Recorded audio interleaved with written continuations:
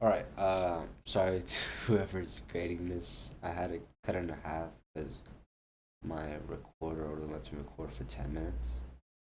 So we're gonna have to continue where we left off.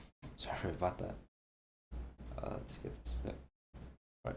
As we did previously, we saved the function and everything. We saved it to a file.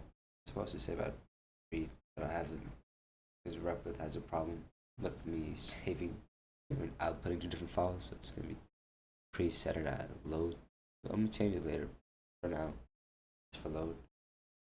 As you can see, this is what it outputted before it was empty. Yep, it was empty.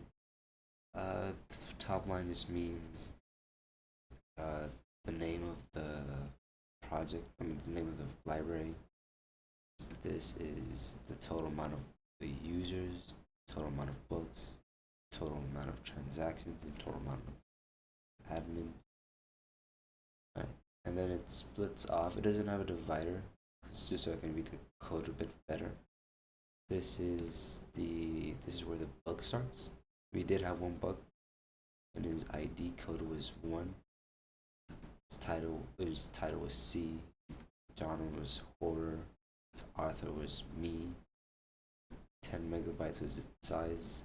0 because it was checked out. And then we have 25. That's the different user.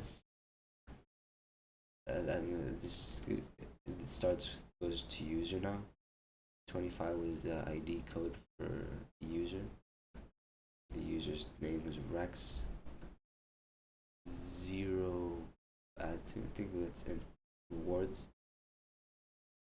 Uh, Bronze level loyalty tier.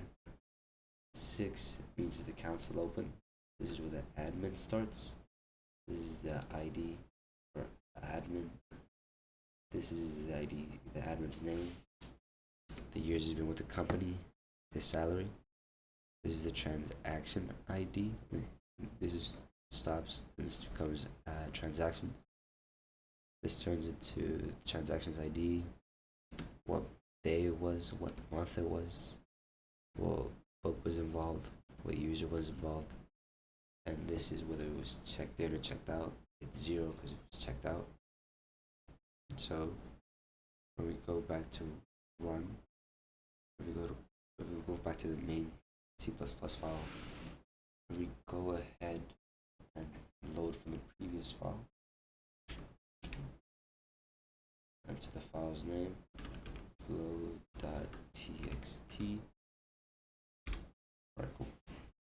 We get this.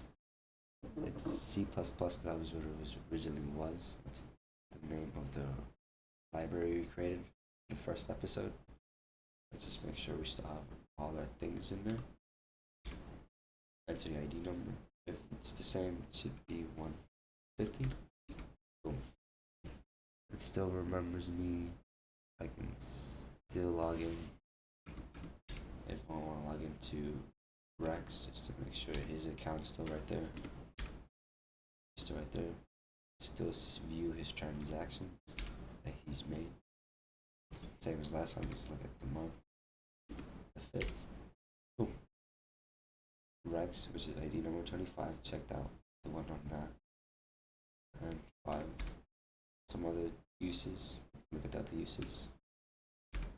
25, it's ID number. We could search for a book too. I'm gonna go ahead and search. Genre.